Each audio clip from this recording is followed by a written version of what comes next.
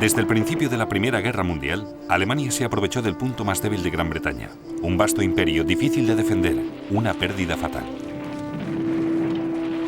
La jugada se basaba en que era posible que Gran Bretaña lo arriesgara todo para protegerlo, incluso la victoria en el frente occidental. La guerra en Europa significaba guerra en el mundo.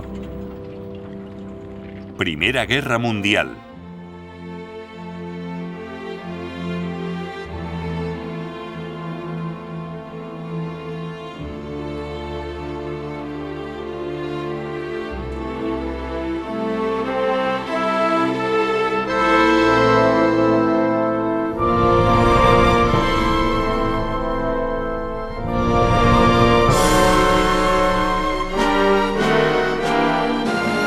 Guerra global.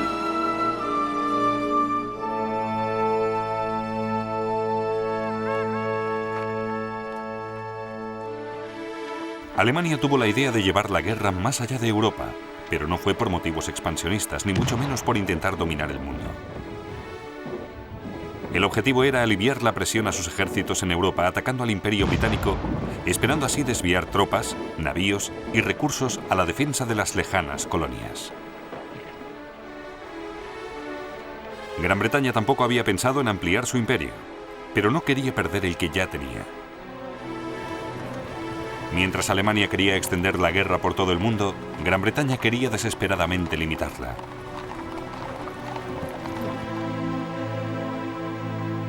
Maurice Hankey, secretario del Comité de Defensa del Imperio, era consciente de que el Imperio era el talón de Aquiles de Gran Bretaña y advirtió del peligro de que Alemania lo utilizara para distraer a Gran Bretaña de su esfuerzo de guerra. Las tropas no deben dedicarse a operaciones menores en prejuicio de su concentración en el teatro de operaciones principal y en la seguridad de sus rutas comerciales. 15 años antes, Alemania se había proclamado constructora de un imperio. El Kaiser había llevado a su país al siglo XX como un almirante alemán, creando una armada alemana global.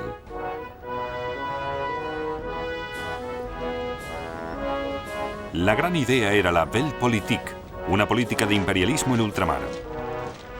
La gran idea de su ministro de Exteriores, Bernhard von Bülow. Los días en los que los alemanes dejaron la tierra a un vecino, el mar a otro, y se quedaron solo con el cielo para sí mismos, ya han pasado. No queremos que nadie se quede a la sombra, pero nosotros también exigimos nuestro lugar bajo el sol.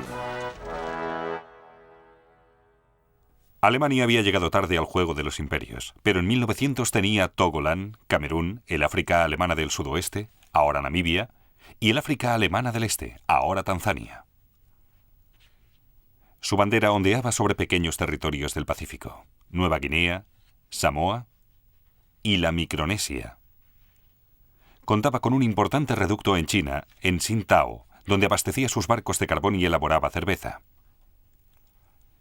El gran almirante Alfred von Tirpitz lo consideraba solo el principio. Tenemos ante nosotros el principio de una nueva división del mundo.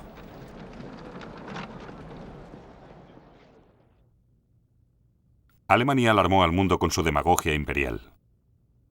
Le había echado el ojo a Puerto Rico y consideraba lanzarse sobre el Canal de Panamá en cuanto estuviera terminado. Pero el propósito más atrevido del Kaiser era el Plan Operativo número 3. La costa este es el corazón de Estados Unidos y ahí es donde es más vulnerable. Nueva York sería presa del pánico ante la idea de un bombardeo. Atacándole aquí podemos obligar a Estados Unidos a negociar.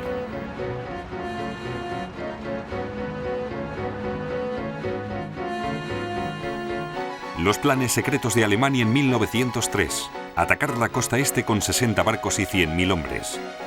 Bombardear Manhattan y capturar a Boston.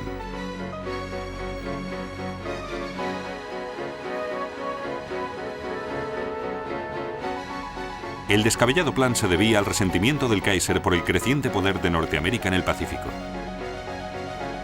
Creía en un Estado militarista y cada vez odiaba más lo que representaba Occidente. El servicio a Mamón, la codicia, el egoísmo.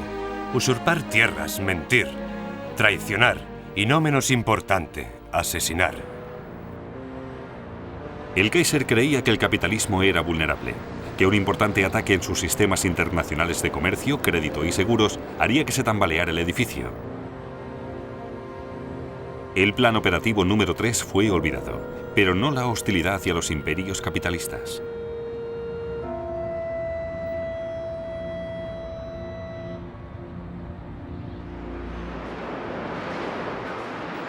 En 1912, Alemania había cambiado la Weltpolitik por una política más realista. Ahora su maquinaria militar se preparaba para una guerra europea, no para una global, y el ejército vio incrementado su presupuesto, no la armada. El primer día de guerra encontró a la flota de alta mar alemana atrapada por la poderosa marina británica en el Mar del Norte. Lo único que tenía la marina alemana para amenazar a todo el imperio británico eran 17 cruceros repartidos por todo el mundo, unidos a Berlín por una red de radio.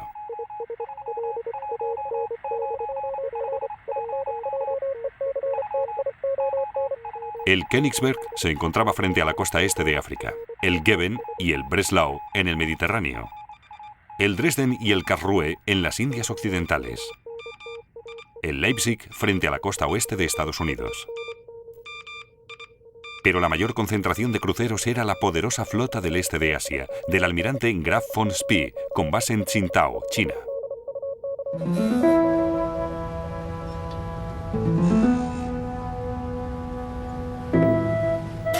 Tsingtao le proporcionaba a Alemania una gran zona de operaciones, por el mar del sur de China y por el Pacífico. Apoderarse de ella cortaría la línea vital de la flota. Gran Bretaña vio la necesidad, pero carecía de los recursos. A los 2 días de empezar la guerra, acudió a su aliado, Japón.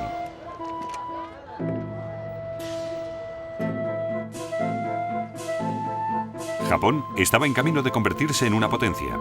La petición de ayuda naval por parte de Gran Bretaña encajaba perfectamente con sus ambiciones. Juntos, Gran Bretaña y Japón capturarían Tsingtao, una base vital para Alemania y el orgullo y la alegría del Kaiser.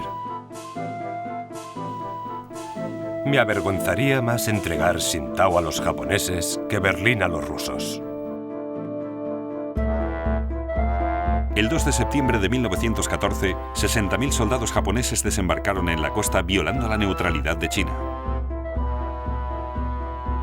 Se unieron a 2.000 británicos y sitiaron el acuartelamiento alemán con sus 4.500 hombres.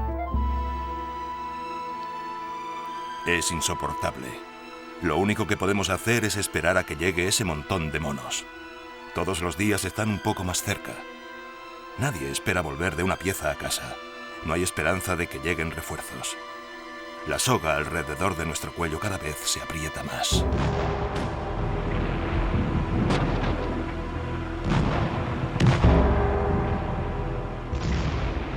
Durante toda una semana, los japoneses bombardearon Tsingtao.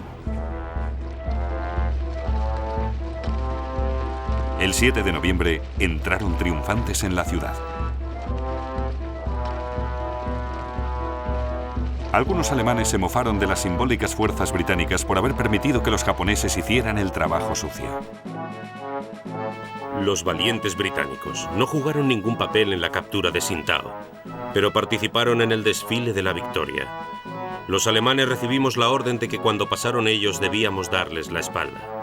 Los ingleses se quejaron al comandante japonés, pero él solo dijo: "No podemos repetir el desfile solo por eso".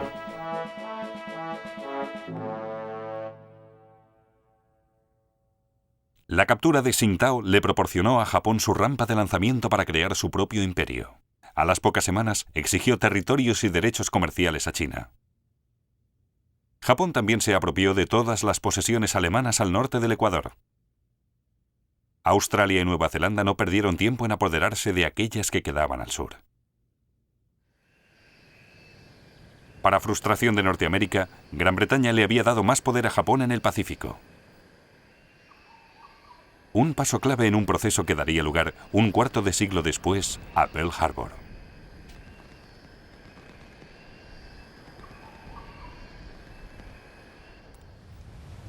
La pérdida de Tsingtao en vez de neutralizar la escuadra de Spee, consiguió que su fuerza destructiva se sintiera en todo el mundo.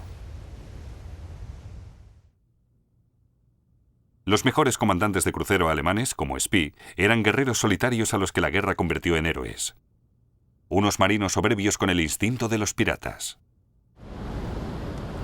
El Kaiser les había dado plena autoridad para tomar sus propias decisiones en tiempos de guerra. La gran responsabilidad del oficial al mando se verá incrementada por la posición aislada de su navío.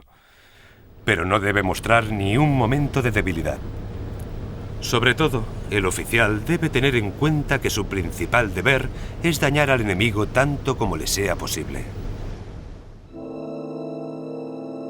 Spee dividió su escuadra.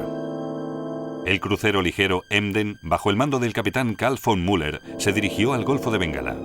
Spee, a bordo del Scharnhorst, envió a sus otros barcos al Pacífico. Me siento sin hogar. No puedo comunicarme con Alemania. Debo surcar los mares del mundo haciendo el mayor daño posible. En el almirantazgo, en Londres, a Winston Churchill le inquietaba saber dónde volvería a aparecer Spee. La inmensidad del Pacífico y la gran cantidad de islas le ofrecían refugio, y una vez se desvanecía, ¿quién iba a saber dónde iba a reaparecer? Era como una flor en un jarrón, bonita de ver, pero destinada a morir. Pero mientras viva, todas nuestras empresas están bajo la sombra de un peligro potencialmente serio.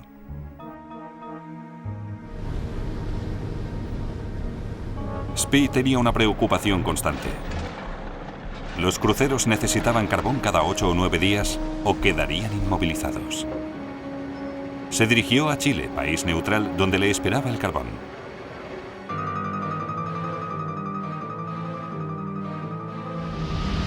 El 1 de noviembre de 1914 se encontró con una escuadra británica frente a Coronel.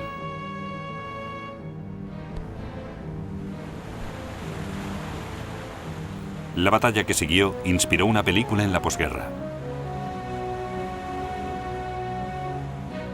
El comandante británico era el almirante Sir Christopher Cradock, con órdenes de Londres. Parece que el Gneisenau y el Scharnhorst se dirigen hacia Sudamérica. Prepárese para recibirles en compañía. Cradock disponía de un barco mejor armado que la escuadra de Spee, pero era más lento y se había quedado rezagado. Cradock se dirigía a toda máquina hacia unos buques enemigos mejor armados que el suyo. Ignoró su propia regla empírica.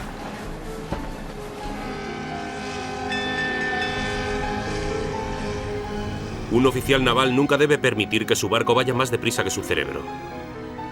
Inmediatamente ordené al Scharnhorst y al Gneisenau que avanzaran a toda máquina, y en menos de 15 minutos navegaba a 20 nudos con mar gruesa hasta quedar en paralelo con él.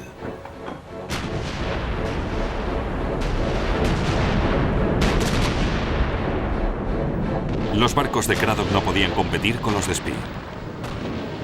Era evidente que el Good Hope y el Monmouth corrían peligro. El Monmouth hizo una guiñada a estribor, envuelto en llamas. En el Good Hope hubo una terrible explosión entre el palo mayor y la chimenea de popa, y las llamas alcanzaban una altura de unos 70 metros, formando una nube de escombros que aún se elevaba más.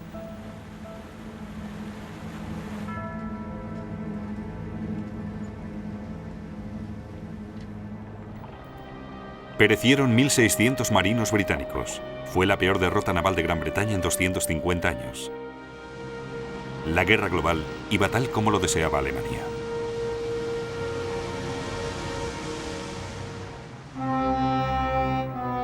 Solo cuando se comprende y se es consciente de lo que es la India, la fuerza y la grandeza de Inglaterra, solo entonces se sabe que hasta el último nervio de un hombre o toda la energía que pueda dedicar a algo no podría ser dedicada a una causa más noble que mantener tensas las cuerdas que unen a la India con nosotros. El Imperio Británico y su red comercial eran el mayor recurso aportado a la guerra. Y la India era el corazón del mismo. Los lazos nunca habían sido más estrechos, razón de más para que Alemania deseara cortarlos. Estas finas líneas en el mapa eran el centro de un intenso estudio tanto en el almirantazgo británico como en el alemán y en las casetas de derrota de los buques de guerra. Los dedos trazaban las líneas vitales de navegación por el Canal de Suez. Frente a Ciudad del Cabo en Sudáfrica, todos se pusieron a reflexionar. ¿Cómo protegerlos? ¿Cómo cortarlos? Y una de las mentes más agudas se encontraba en el puente del crucero alemán Emden. Un mes antes de abandonar la escuadra del almirante Spee, el capitán Karl von Müller lo llevó hasta el Golfo de Bengala. En 1932, los alemanes rodaron una película sobre su odisea.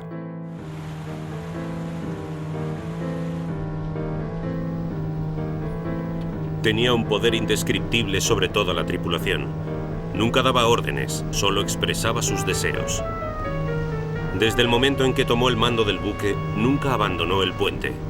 Allí es donde permanecía de pie, dormía, se sentaba y estudiaba las cartas. Allí es donde quería estar, ganando o perdiendo.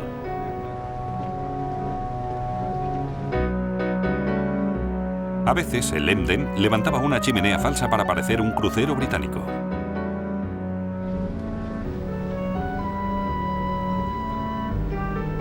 Un gran buque de vapor apareció frente a nosotros y, pensando que éramos un buque de guerra inglés, se alegró tanto de nuestra presencia que izó una gran bandera británica. Me hubiera gustado ver la cara de su capitán cuando izamos nuestra bandera y le invitamos elegantemente a entretenerse con nosotros. El capitán Müller se hizo famoso por trasladar a toda la tripulación y los pasajeros a salvo al Emden antes de hundir su barco. Siempre les dábamos tiempo para que pudieran recoger sus pertenencias personales. Normalmente dedicaban el tiempo a asegurarse de que su preciada provisión de whisky no se desperdiciara con los peces. Normalmente Müller liberaba a sus agradecidos prisioneros.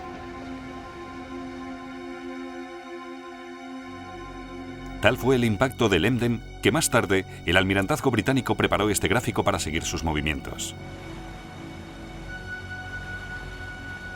Müller incluso tenía la audacia de entrar en el puerto indio de Madrás, como recordaba un miembro de la tripulación en su diario. 22 de septiembre de 1914, 9:30 de la tarde.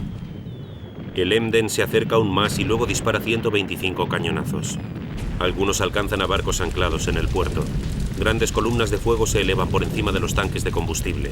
Las defensas costeras abren fuego, pero sin alcanzar el objetivo.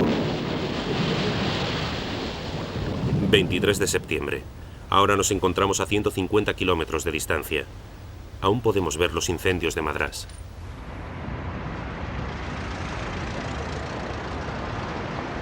En la ciudad de Londres, los gastos de transporte y las pólizas de seguro subían espectacularmente.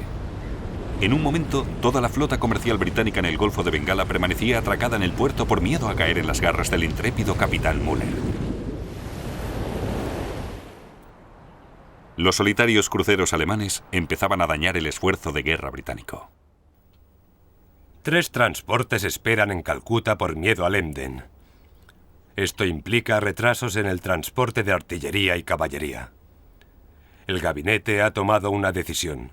La aniquilación de esta plaga es un tema de capital importancia. Mientras el Emden agobiaba a los británicos en un extremo del Océano Índico, 25 buques de guerra de la Marina Real buscaban al crucero Königsberg en el otro, frente a la costa de la colonia del África alemana del Este. Había bombardeado Zanzíbar y había hundido un crucero ligero británico desde su escondite secreto en el delta de Rufiji. Los frustrados británicos decidieron estrangular todas sus posibles bases, empezando por el puerto de Tanga.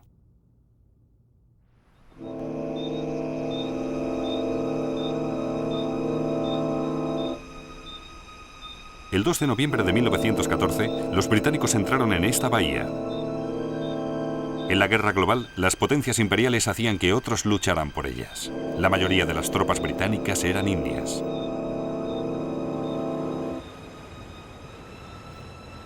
Su llegada fue atentamente observada por Thomas Plantan, un africano de 16 años que combatía con los alemanes.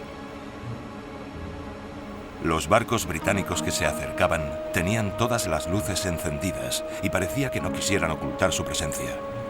Nosotros estábamos emboscados esperándoles, ocupando nuestras posiciones en las ametralladoras. Muchos de ellos murieron al desembarcar, otros incluso murieron antes de salir del agua.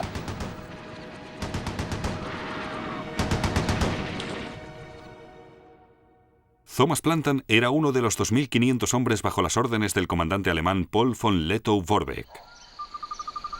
Los británicos creían que la toma de Tanga sería tarea fácil, pero no habían contado con Lettow. Era un soldado prusiano profesional, duro como la piedra, carismático.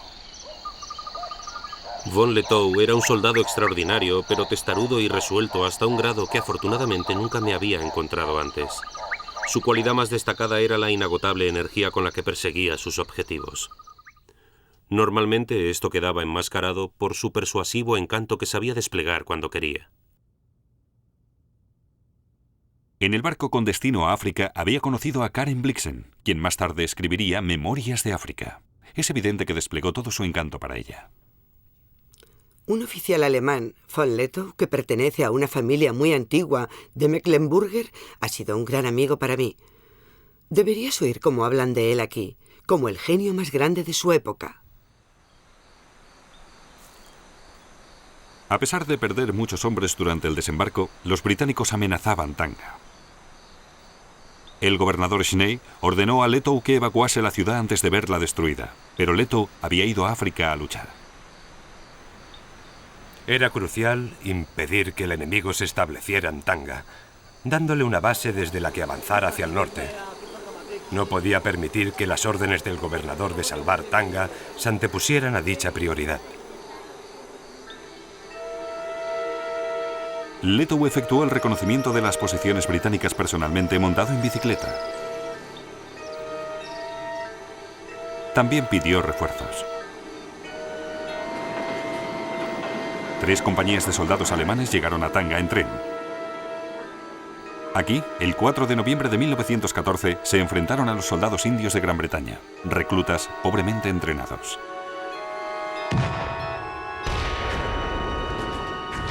El oficial de la inteligencia británica, Richard Maynard Jacken, observó la consiguiente derrota. La mitad de los soldados del 13 de Rajput dieron la vuelta como chusma turbulenta y huyeron. No podía creer lo que veían mis ojos. Todos gritaban como monos aterrorizados y es evidente que no estaban preparados. Todo el mundo en el denso bosque, amigos y enemigos, estaban mezclados, gritando en todos los idiomas. El enemigo huía desordenadamente y nuestras ametralladoras abatieron a compañías enteras hasta el último hombre. Von Lettow tenía su base aquí, en el hospital alemán.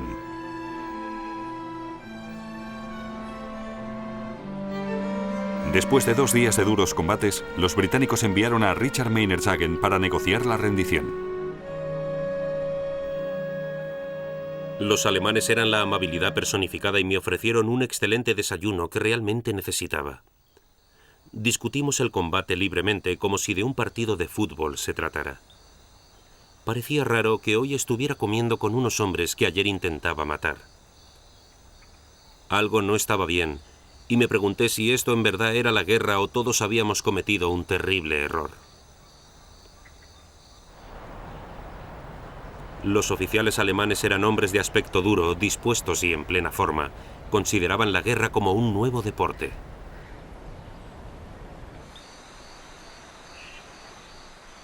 Los británicos no pudieron tomar Tanga y sufrieron 700 bajas.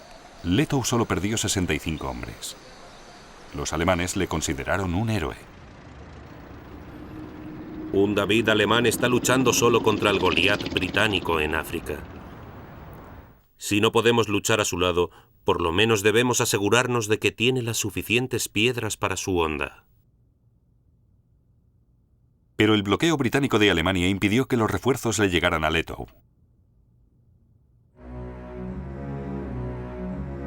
Más al este, al otro lado del Océano Índico, Müller seguía causando estragos. Había hundido 2 buques de guerra y capturado a 23 barcos mercantes. El 9 de noviembre de 1914, el Emden atracó en las Islas Cocos para destruir la estación de radio británica. Pero el operador de radio se percató de la falsa chimenea del Emden y pidió ayuda.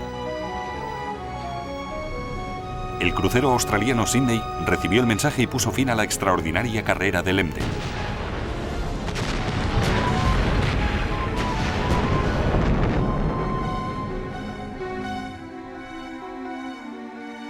El capitán Müller fue hecho prisionero. él y los otros supervivientes fueron bien tratados. Querida familia, estoy bien y con salud. Los británicos son muy sociables. Nos tomaron un montón de fotos y nos pidieron la dirección para enviarnos una copia. Os quiere, Walter.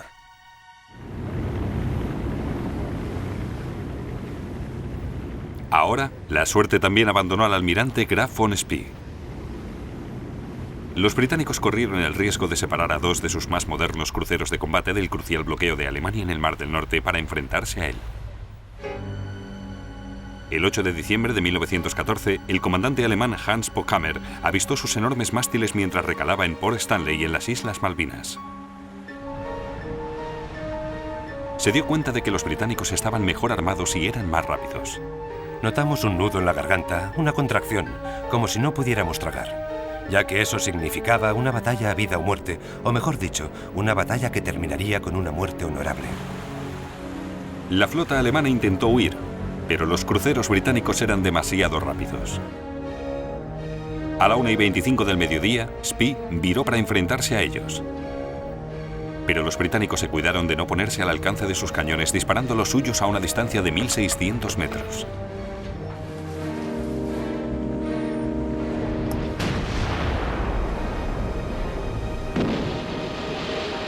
El teniente Harry Bennett, en el HMS Canopus, observó lo sucedido y pintó estas acuarelas. A las 4:17 de la tarde, el Scharnhorst se hundió con el almirante von Spee y toda la tripulación. A las 6:02 de la tarde, el Gneisenau se hundió con casi toda su tripulación, incluyendo a Heinrich, el hijo pequeño de von Spee. Su otro hijo, Otto, estaba en el Nuremberg, fatalmente siniestrado. La visión era de reverencial respeto.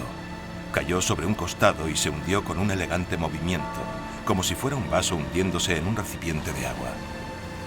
Los que se hundieron con él fueron valientes hasta el final, ya que vimos a unos hombres en el alcázar de popa haciendo ondear la bandera alemana mientras se hundía, y así entraron en su tumba de agua. La batalla de las Malvinas marcó el final de la campaña de los cruceros alemanes. Su guerra global tendría que llevarse a cabo en tierra. De nuevo, sus comandantes aprovecharon al máximo sus escasos recursos para hacer bailar a su son al Imperio Británico.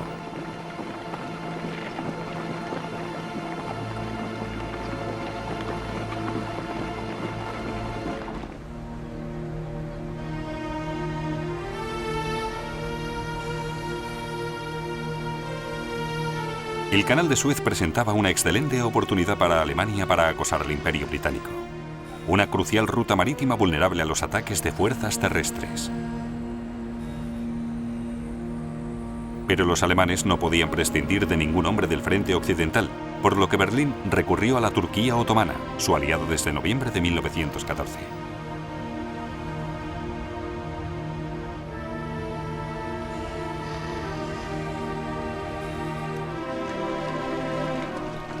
El cuarto ejército turco estaba estacionado en Palestina, a solo 225 kilómetros del Canal de Suez.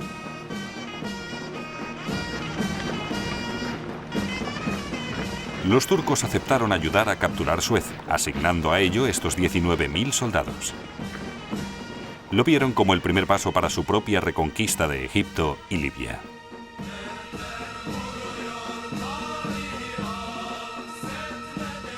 Marchábamos de noche y solo iluminados por la luz de la luna. Mi corazón estaba lleno de melancolía, mezclada con la esperanza del éxito al ritmo de la canción La bandera roja ondea sobre el Cairo, con la cual los batallones que conformaban la vanguardia abrían camino por el interminable desierto, débilmente iluminado por el pálido brillo de la luna creciente.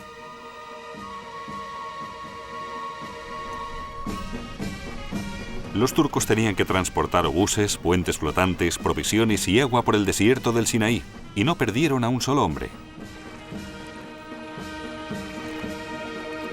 A primeras horas del 3 de febrero de 1915 llegaron al Canal de Suez. El coronel alemán que había planificado la operación observaba cómo todo salía mal. Un centinela se dio cuenta de nuestro ataque y disparó. Los disparos crearon el pánico. Luego los ingleses barrieron las riberas con fuego de ametralladora.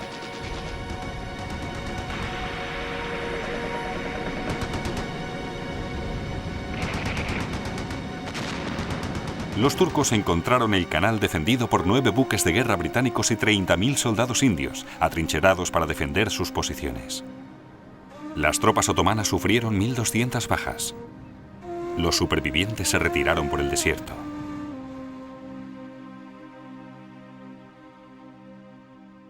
El ataque había fracasado, pero África era un campo de batalla en la guerra global de Alemania. Contaba con 3 bases de operaciones: Camerún, el África alemana del Este y el África alemana del Sudoeste, con sus puertos y estaciones de radio. Por suerte para Gran Bretaña, tenía una colonia en la puerta de al lado. Por desgracia, su lealtad era la menos digna de confianza.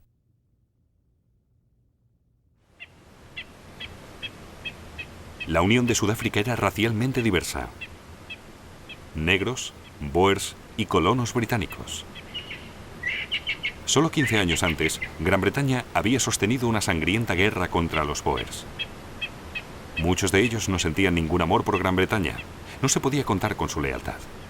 Como un comandante le dijo al primer ministro sudafricano Louis Botha: mis hombres están listos. ¿Contra quién lucharemos? ¿Contra los ingleses o los alemanes? Pero Sudáfrica estaba idealmente situada para lanzar un ataque contra el África alemana del sudoeste. Lewis Harcourt, secretario colonial británico, aceptó el desafío. Si los ministros desean y se sienten capaces de apoderarse del África alemana del sudoeste, lo que al mismo tiempo les daría el control de las estaciones de radio allí situadas, lo consideraríamos un gran y urgente servicio imperial. El gobierno de Sudáfrica aceptó prontamente porque tenía sus propias ambiciones imperiales. Quería conquistar el África alemana del sudoeste para sí.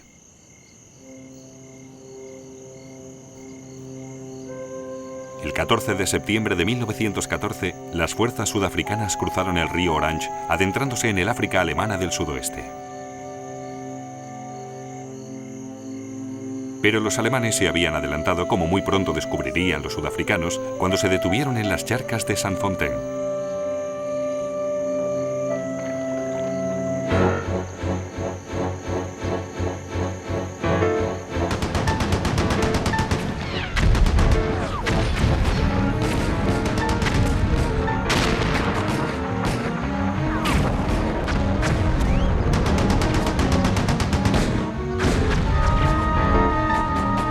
Los sudafricanos fueron derrotados, pero lo peor aún estaba por llegar.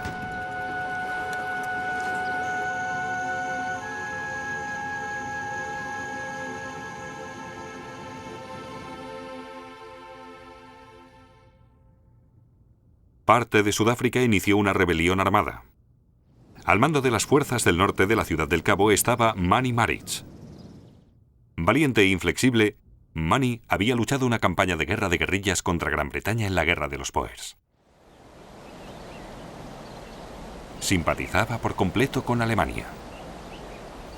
Recibí un telegrama ordenándome que comandara un importante comando en el África alemana del sudoeste.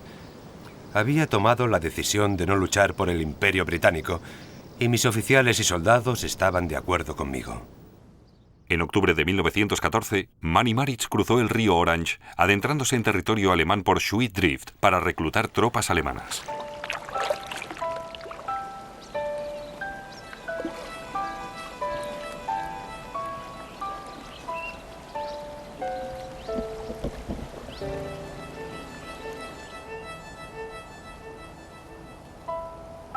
Dos días después, Marich se dirigió a sus tropas bajo este árbol. Bien, hombres, no queremos ser gobernados por los judíos y los financieros de Inglaterra. El general Beyers y el general de Wet y yo mismo hemos decidido crear una república sudafricana independiente y hemos llegado a un acuerdo con el gobernador del África alemana del sudoeste. Ellos nos proporcionarán armas y munición y armas pesadas. De ello depende la libertad de las masas del país.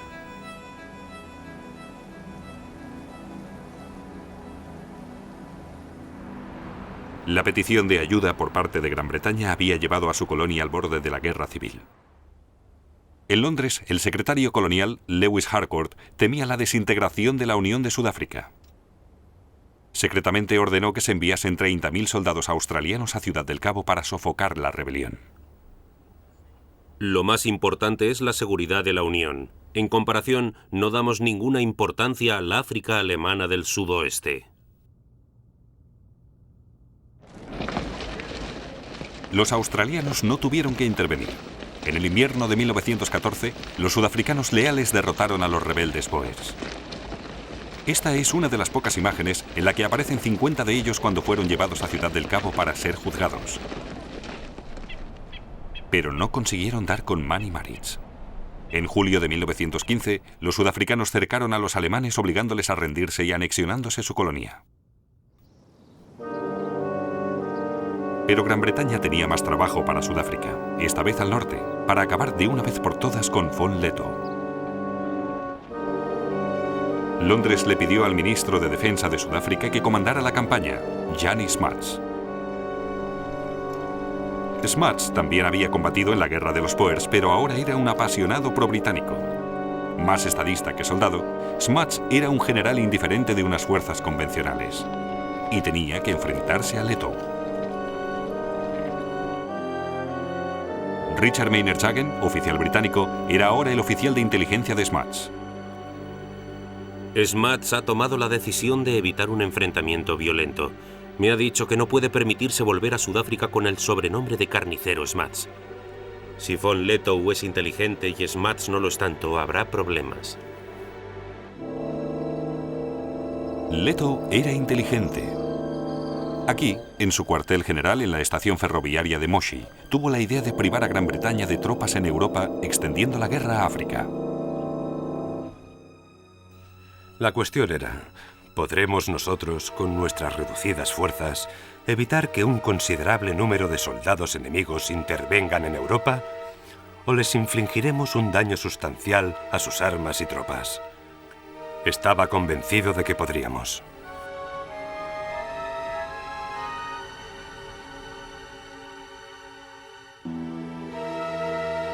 En agosto de 1916, Lettow se había convertido en un experto en el juego del gato y el ratón. Von Lettow es muy astuto y no podremos cogerlo con simples maniobras. Él conoce el terreno mejor que nosotros. Creo que nos espera un costoso juego del escondite y von Lettow seguirá jugando en algún lugar del África tropical cuando se llegue a un alto el fuego.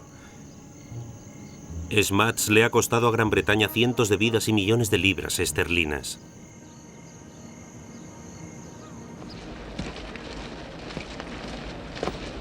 Lettow capitaneaba sus fuerzas de hasta 15 soldados, la mayoría de ellos negros, basándose en la improvisación. Desde marzo de 1916 no le llegaron suministros procedentes de Alemania, pero consiguió mucho con poco, como explica Ludwig Deppe, uno de sus oficiales médicos. Cuando no había munición, Lettow intentaba fabricar sus propios cartuchos.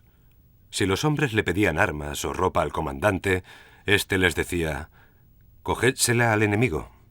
Lettow hacía la guerra a precio de coste. Habría estado justificado mostrar esta guerra en la feria de un pueblo con un letrero anunciando «La guerra más barata del mundo».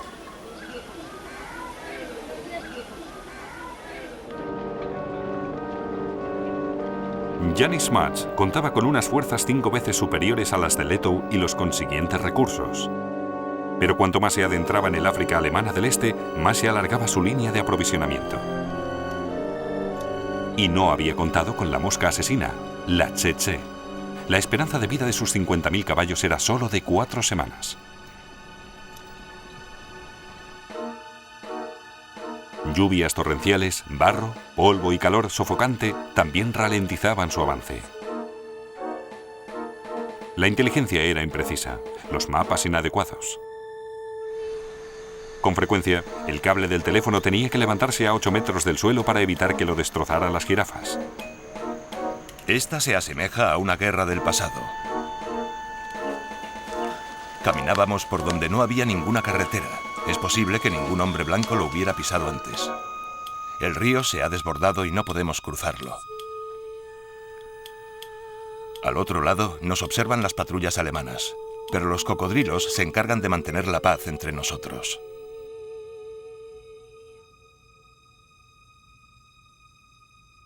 Leto jugó con Smuts, negándose a luchar, escabulléndose, obligándolo a adentrarse cada vez más en África.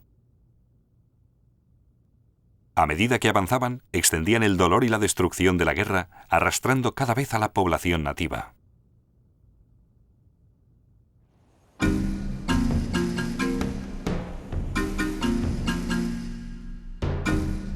Esta guerra la soportaron las espaldas de los africanos negros. Solo para la campaña de Leto, los británicos reclutaron a más de 1 millón de porteadores negros.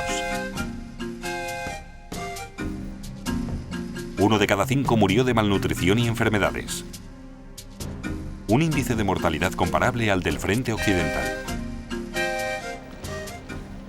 Soportaban los padecimientos en silencio.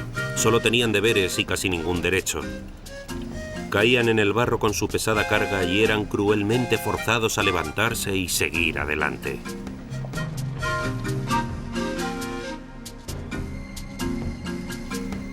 Oh, el camino del Indy era polvoriento y el camino del Indy era largo. Pero el hombre que tuvo el trabajo más duro, que no podía equivocarse, era el porteador Cavirondo, con su canción de Cavirondo. Era, ven aquí, porteador. Era, Homera, vamos, adelante. Y Homera no se quejaba, sencillamente hacía lo que le decían.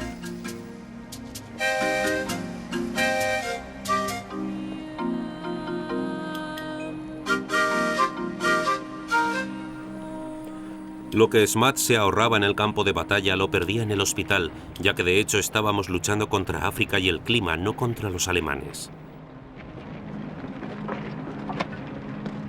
A principios de 1917, de los 20.000 sudafricanos, más de la mitad ya habían sido enviados a su casa inválidos. Fueron reemplazados por soldados negros de Nigeria y Ghana. El reclutamiento de los negros también era altísimo en el África Oriental. En el transcurso de la guerra, los fusileros reales de África pasaron de 3.000 a 35.000.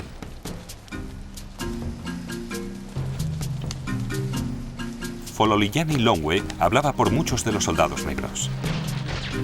Imagínese enterrado en un agujero con solo la cabeza y las manos fuera, sujetando un arma, rodeado por el olor de la muerte, oyendo las explosiones de las bombas y las ametralladoras, humo por todas partes y la vegetación ardiendo, y, por supuesto, la deforestación. Viendo cómo matan a tu familia, llorando, y por fin, muertos. Esto es lo que hicimos, experimentamos y vimos. Leto sobrevivió sin conocer la derrota hasta el final, marchando triunfante por Berlín en 1919. Los británicos nunca le cogieron, a pesar de convertirla en una guerra africana y mandar un ejército tras él.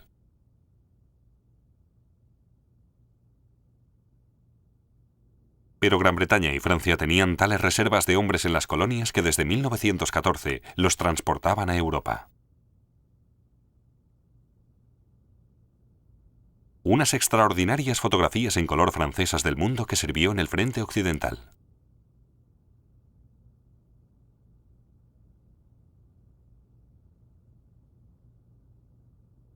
El general francés Charles Mangin calculó que Francia podía reclutar hasta 300.000 hombres de su imperio para Europa. Nadie le creyó. Pero de hecho, movilizaron al doble.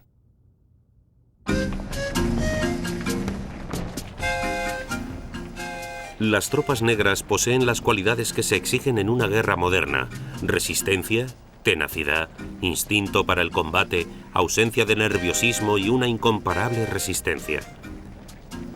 No solo disfrutan con el peligro y una vida de aventuras, sino que son esencialmente disciplinados.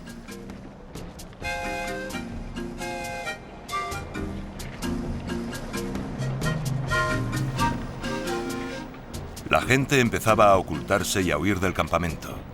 Había toda clase de enfermedades, incluso psicológicas. La gente no sabía a dónde iba, ni siquiera por qué estaba luchando. Corría el rumor de que nunca volveríamos, de que nos venderían como esclavos.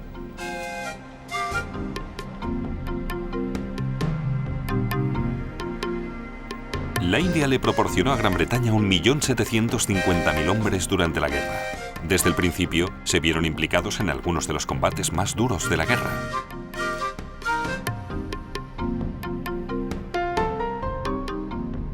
Un indio le escribió a un amigo: La guerra es una calamidad en 3 mundos y a mí me ha obligado a cruzar los mares y vivir aquí.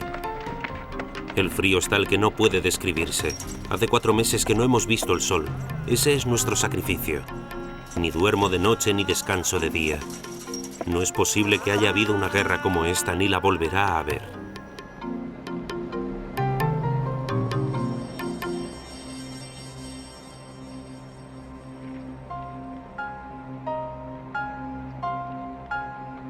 Algunos hombres, como Jason Jingo, acostumbrados al racismo habitual del gobierno colonial, volvieron a casa con una mayor autoestima.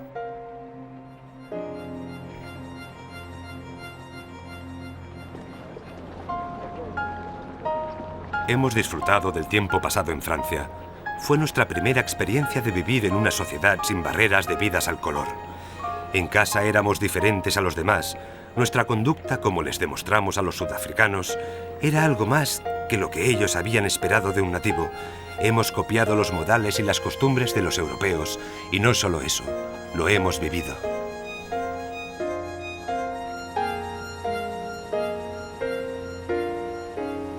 Pero después de la guerra, Jason Jingo y los otros supervivientes no volvieron a la misma África.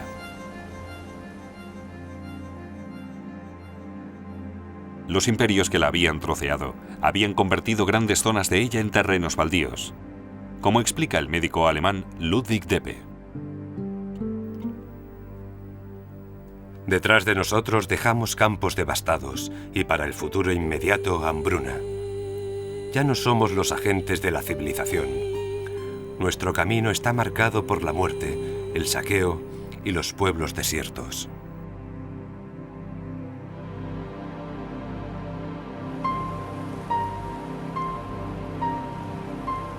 Pasarían años antes de que despertara el nacionalismo africano, aunque unos cuantos ya habían empezado el viaje. En 1914, John Chilembwe desafió las bases de la guerra y el lugar de África en ella, y sus palabras perseguirían a los oficiales coloniales durante años.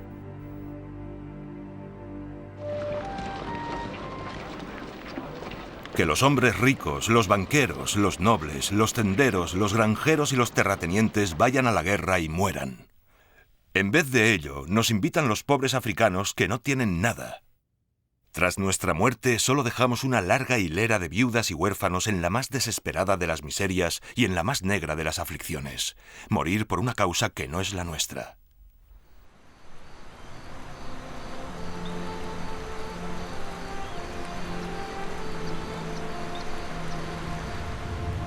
Los alemanes habían luchado una guerra global excepcional.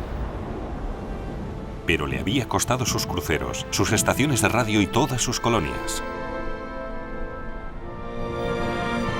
Pero Alemania había obligado a Gran Bretaña y a Francia a llamar a sus imperios y apoyarse en sus aliados.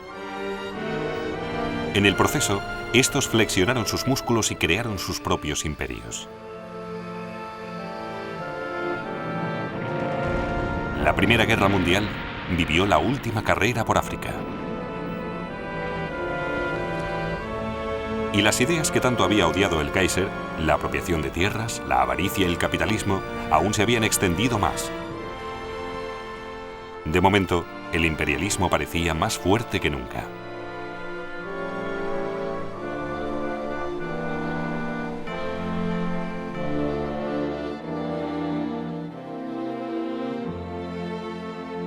En el siguiente episodio de Primera Guerra Mundial se llama a la Yihad, la Guerra Santa en Oriente Medio, la pesadilla de Galípoli y la agonía del pueblo armenio.